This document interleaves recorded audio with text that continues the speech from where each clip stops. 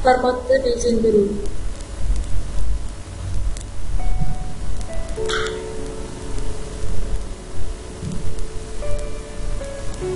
Бүгінгі сызатын сызбамыз форматты безендіру. Ол үшін бізге A3 форматы, қалам, тең бүйірлі үшбұрыш және тік бұрышты үшбұрыш сызғыштары және жай сызғыш керек. Бірінші форматты безендіру үшін тік бұрышты үшбұрыштың көмегімен әр жақтама оны 5 мм мен белгілеп аламыз.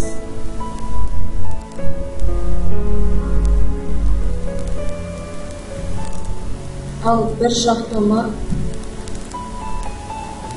2 см белгілеп алып,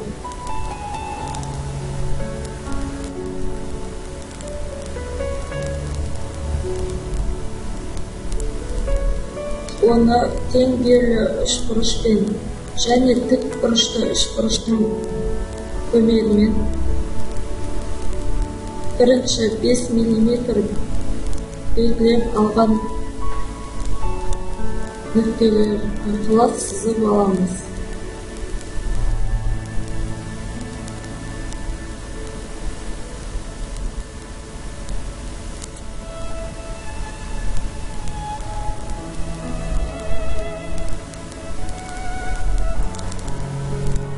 Бұл жерінде сол 5 мм белгілеп алған жерімізді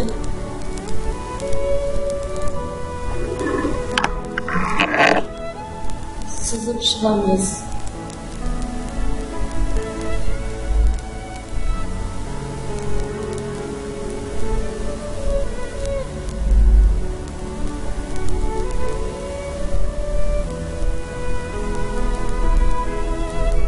Кесек сызбау үшін біз оларды сызғыштардың көмегімен өлшеп сызамыз.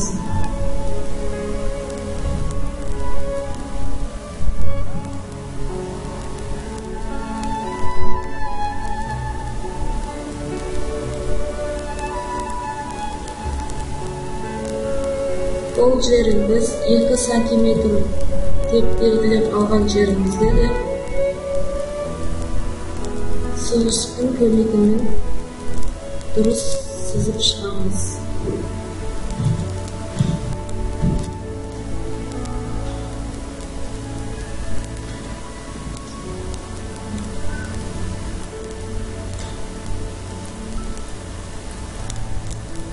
Осымен форматты безендіріп болған соң,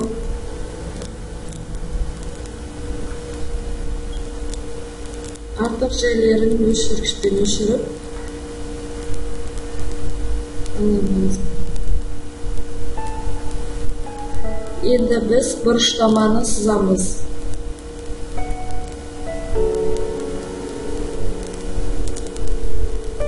Бұрыштаманы негізгі ұзын сызығы 185 мм. Ал көлденең сызығы 55 мм.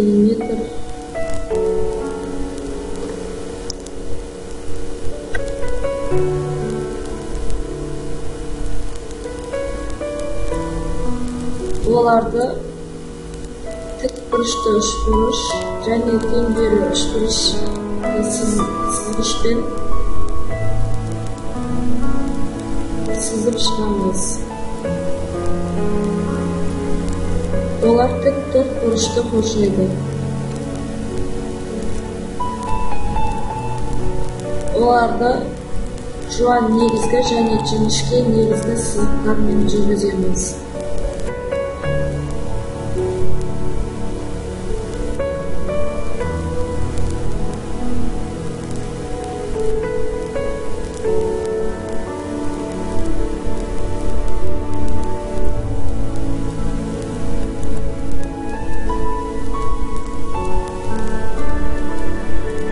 Көлденең сызықты 5 мм-ден 11 рет белгілеп шығамыз.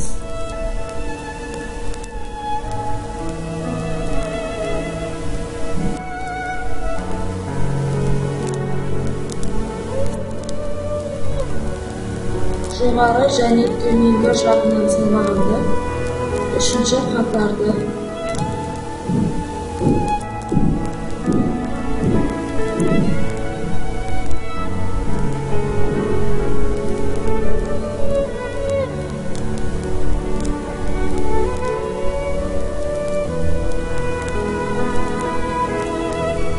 соңына дейін сызамыз.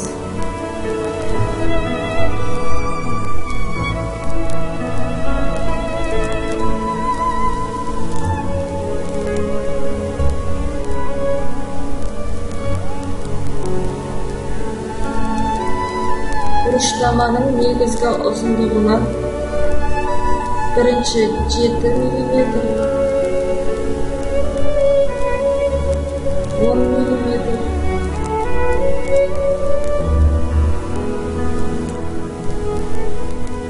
23 мм,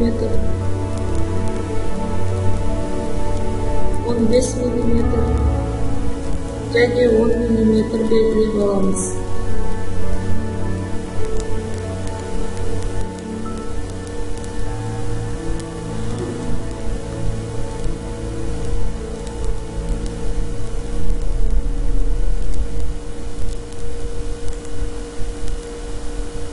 Бірінші жоғарыдан төмен қарай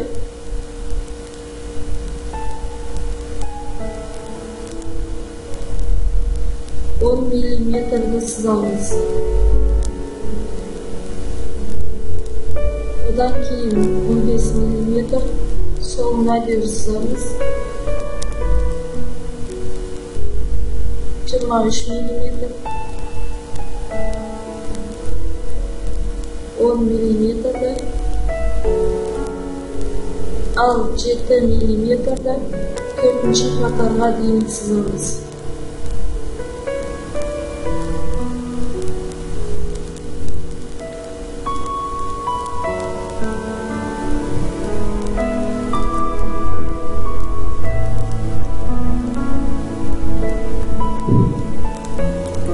Бұрыштаманың шетіне сәйкестендіріп,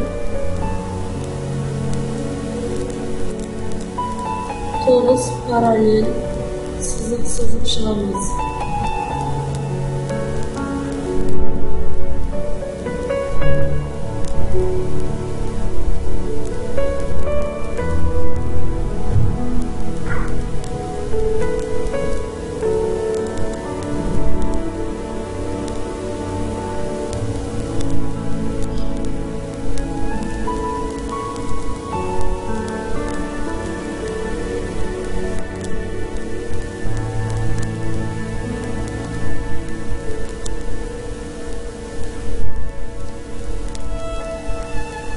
Тоғыз параллель сызықты сызып болған соң, біз оң жақтағы жоғарғы үшінші қатардан бірінші 20 мм, екінші 20 мм және 15 мм белгілеп шығамыз.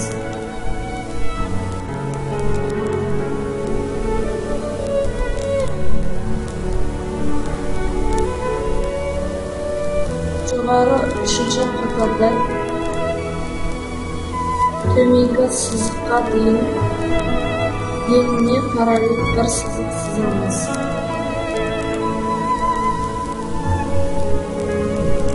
Төменгі үшінші қатардан бір сызық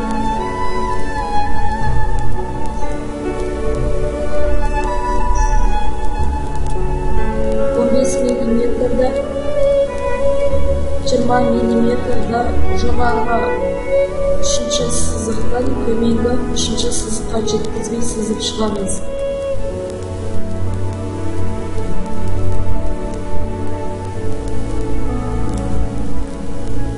Шектелген сызықтан 20 мм белгілейміз. Оны сызып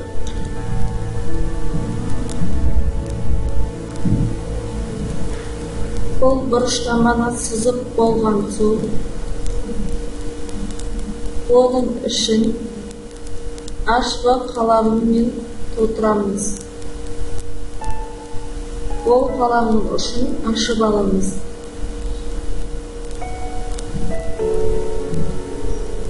Бірінші, бесінші қатарда өлшем деп жазамыз.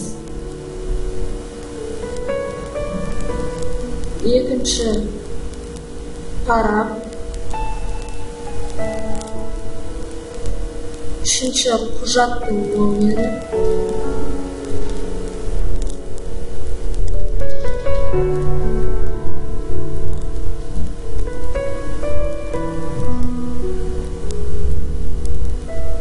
Кейін қолы және күні деп жазамыз.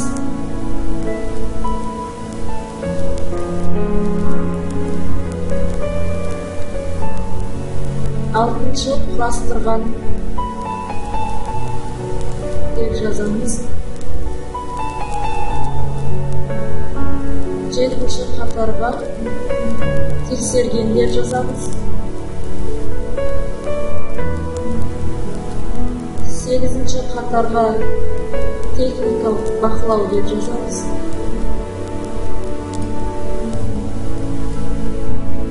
Оныншы қатарға нормалық бақылау деп жазамыз.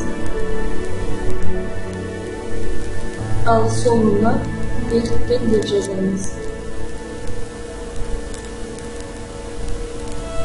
Бұл жерге литера деп жазамыз. Келесіне салмағы.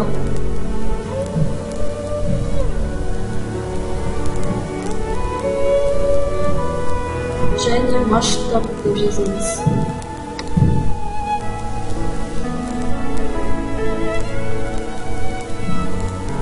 Шектелген 15 мм-ді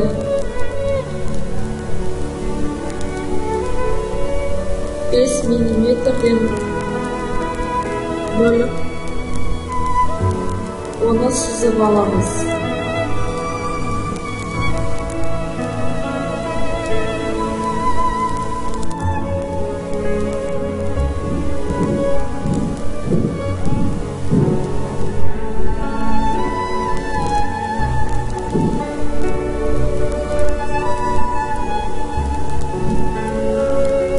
Бұл жерге парақ деп жазамыз. Мысалы, екі парақ болатын болса, парақ 1 деп жазамыз. Егер де екінші парақ бар болса, парақ 2 деп жазамыз.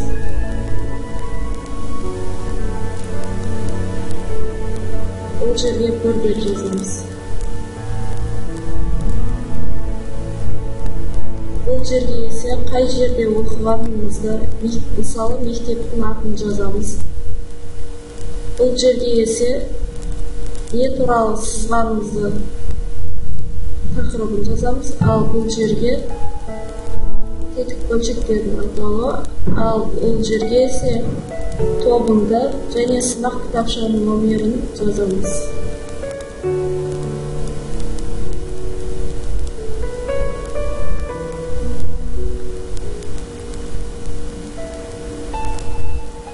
Бұл жерге егер де ол оқу сызбасы болса, ол деп жазамыз. Ені бұрыштаманы толтырып болған соң, біз оны жұмсақ қаламмен бұрыштаманың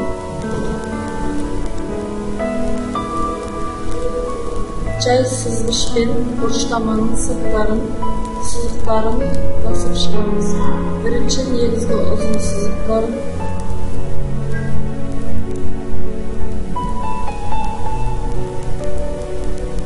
кейін жоғарғы үшінші сызықты,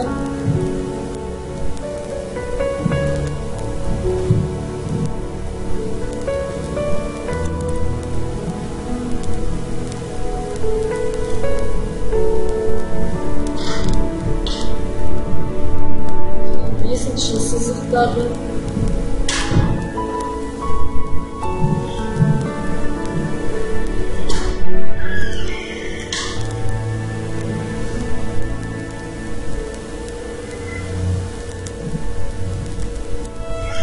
кейін төменгі үшінші қатарды ұзын сызықтың үстін басып шығамыз.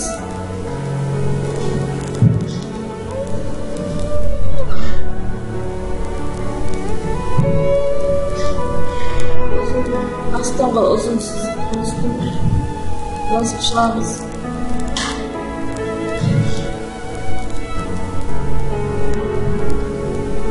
Endi ko'ldagining chizilgan chiziqlar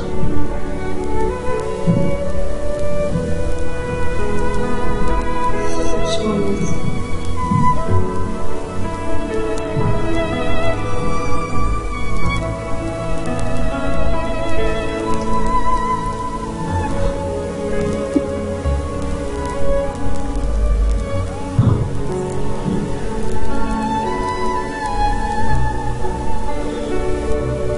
millimetre üstüne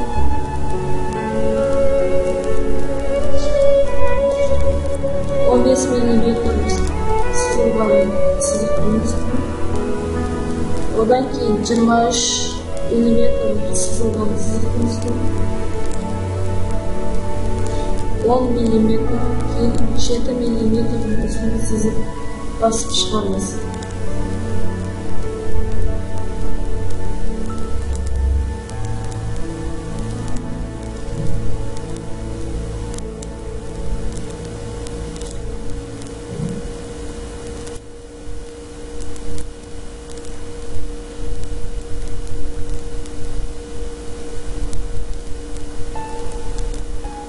Köldenin sızılgan yerinin sızığını basıp çıqamiz.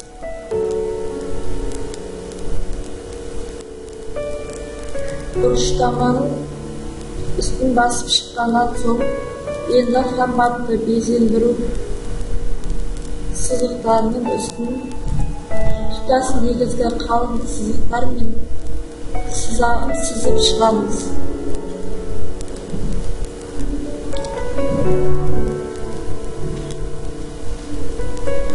Birinchi 5 millimetrdan belgilab chiqqan chiziqlarning üstini chizib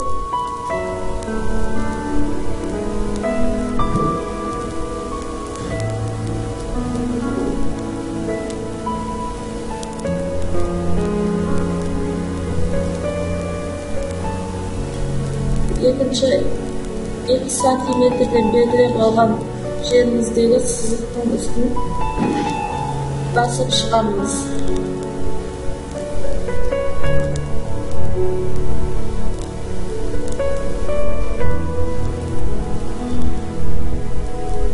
Sonra sızığımız 5 millimetreden belgilеген chiziqning üstüne basib chiqamiz.